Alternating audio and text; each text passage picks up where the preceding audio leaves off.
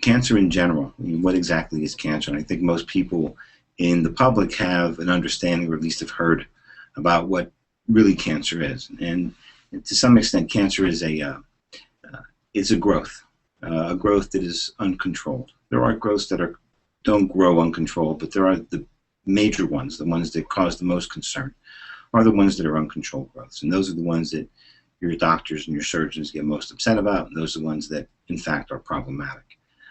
There are a lot of different types of cancers, as I'm sure most have run into, that we see. With respect to how one diagnoses or when you should be concerned whether you have a cancer or not, I think the biggest thing is to make sure you follow up with your primary doctor. You see your primary doctor on a regular basis. The screening recommendations that are in place by organizations like the American Cancer Society, American Society of Clinical Oncologists, the American Urologic Association. There are screening recommendations for most of the major cancers that can be detected, that can be prevented, that can be caught early enough to make a difference. So the most important thing you can do is see your doctor on a regular basis and report anything that is unusual to you or anything that is, maybe of concern. A lump in your breast, blood in your stool, difficulty with urination, shortness of breath or chest pain that you really don't have a good explanation for. Those are the things you should be seeing your physicians about.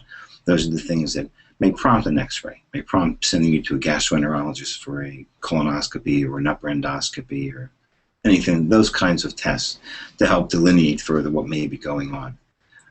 There are some causes of common cancers, commonly caused cancers that we know of, for obviously tobacco use in people with lung cancer, mesothelioma. All those two cancers are at increased risk in people who smoke. Many of the cancers, however, we don't have a very clear link, very clear exposure related causality for. Leukemias, certain types of leukemias have certain exposures that involve pesticides, certain types of cleaning agents, turpentines. Those types of chemical agents have been involved in or have been implicated in the development of certain types of leukemias and lymphomas. People who are, who were in Vietnam, the use of the defoliant Agent Orange, that has some links.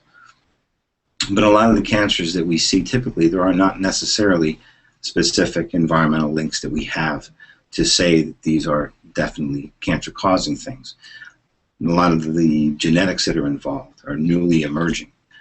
We have several breast cancer genes that we know that can run in families.